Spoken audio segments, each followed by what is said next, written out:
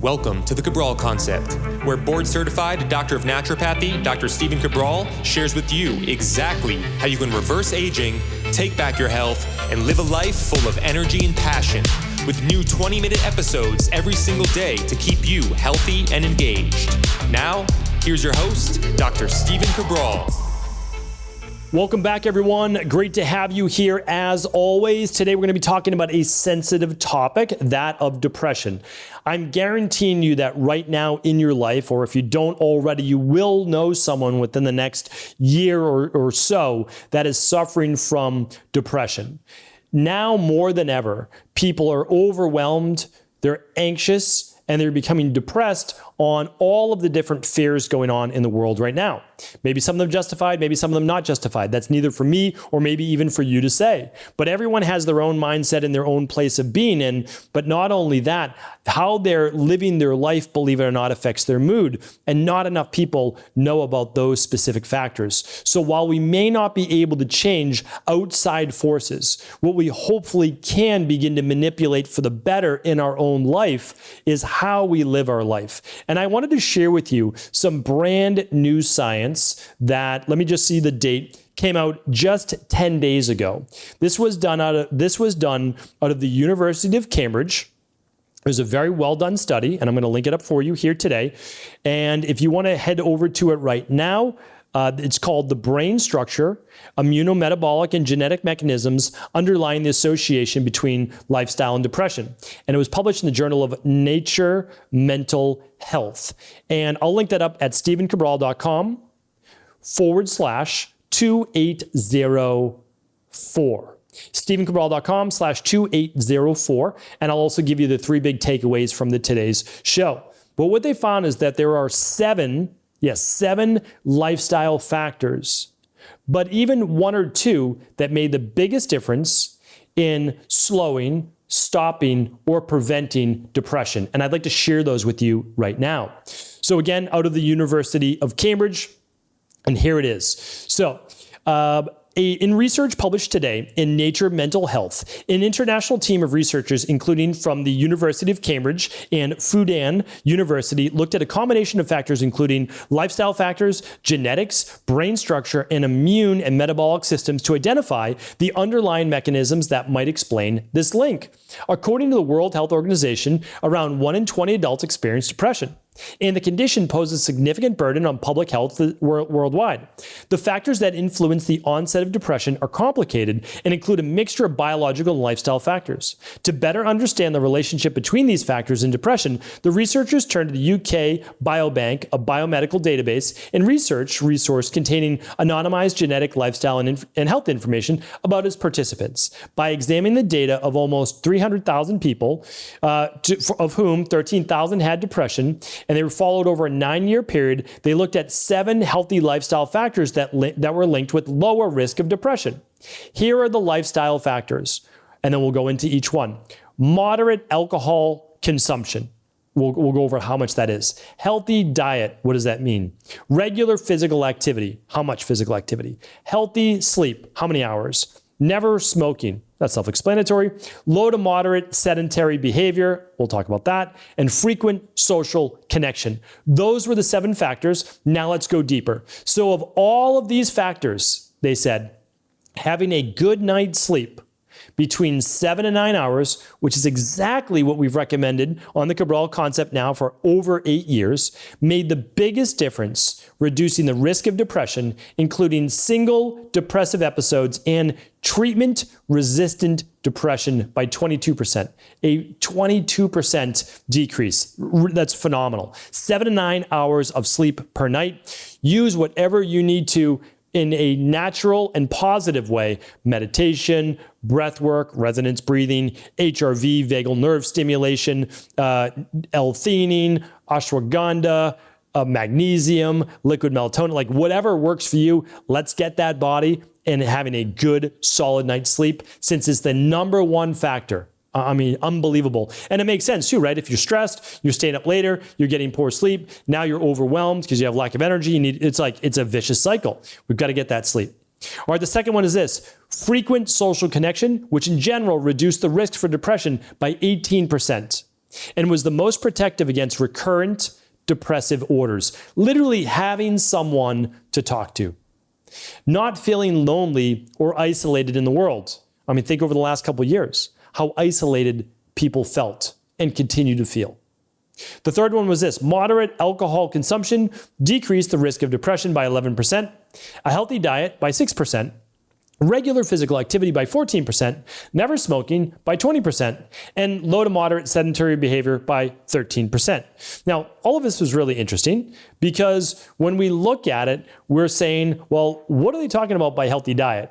You know, they're not talking about, did you get 7 to 9 servings of fruits and vegetables per day? They're not talking about, did you use intermittent fasting? They're not talking about all the other factors of a healthy diet, which is pretty wild because they're not saying, did these people get in all of their methylated B vitamins for the day, which we know help with the depression? Did this person get enough magnesium and calcium intake for the day?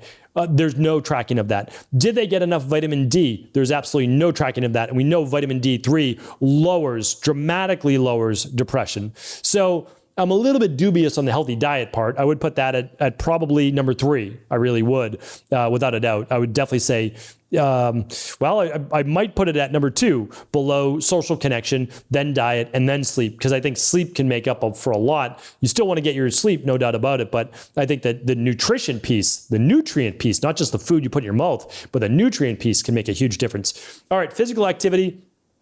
Here's the thing. It's really important. The physical activity, I believe, is part of the overall structure. So normal physical activity that's recommended is about 150 minutes per week, 7,500 to 10,000 steps per day.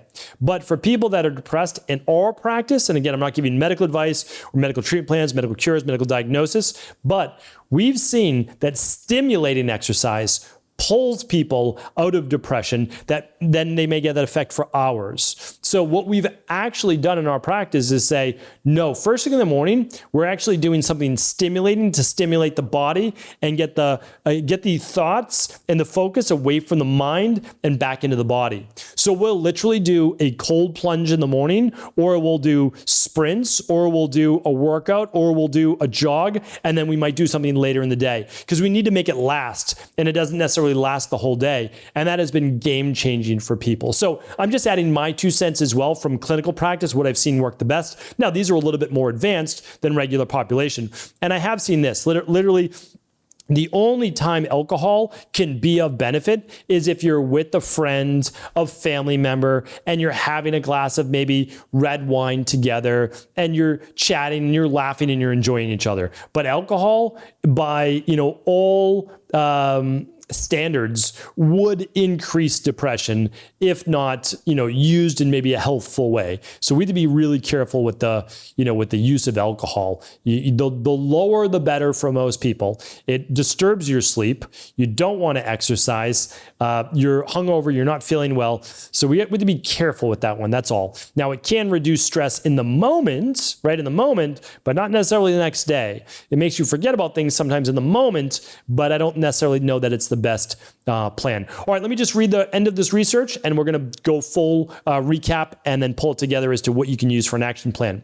So based on the number of healthy lifestyle factors an individual adhered to, they were assigned to one of 3 groups: unfavorable, intermediate, and favorable lifestyle. Individuals in the intermediate group were around 41% less likely to develop depression compared to those in the unfavorable lifestyle, while those in the favorable lifestyle group were 57% less likely. I mean, that is remarkable. So let's just say within your genes, right? Because genes don't necessarily, they are not your destiny. That's the bottom line. Genes are not your destiny. Your genetics are not your destiny. However, they're part of your genes, right? And if the right things are put into alignment, meaning like negative lifestyle factors, those genetic expressions can come to fruition. So now almost 60% less by doing a lot of the right things, by doing more favorable things than not. So even if we were just to say, listen, we're going to get a couple people that we can talk to, a sibling, a friend, a coworker, a coach, a counselor, a therapist, whoever they might be, right?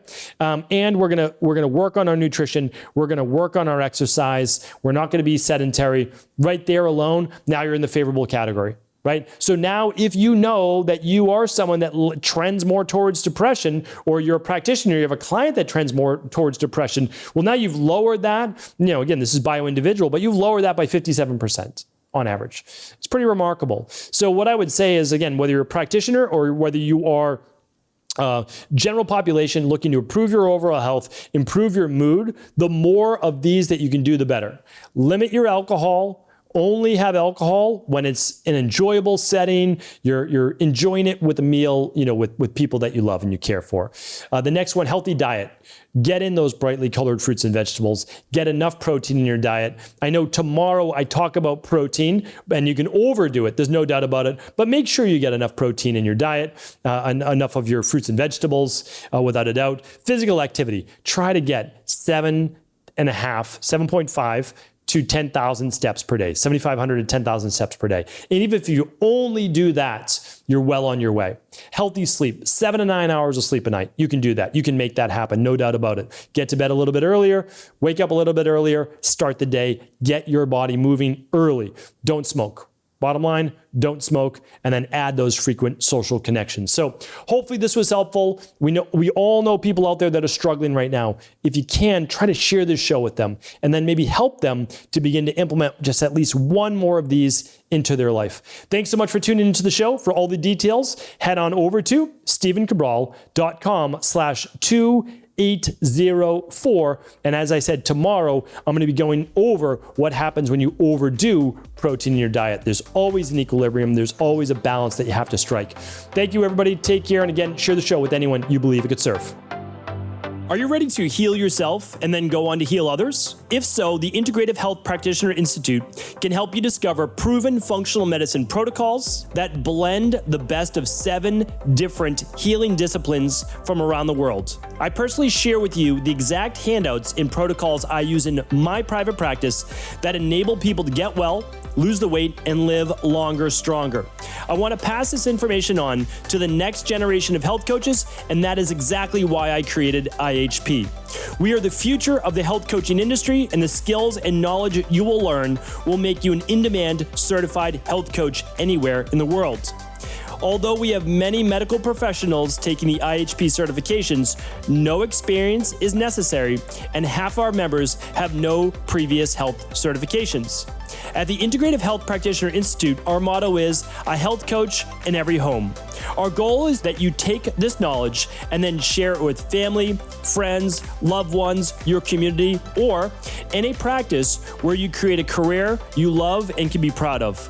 The global IHP community is filled with some of the most kind and caring people in the world, and we can't wait to welcome you into our world soon. For more information or to set up a discovery call with one of our IHP Health Coach graduates, simply head over to integrativehealthpractitioner.org.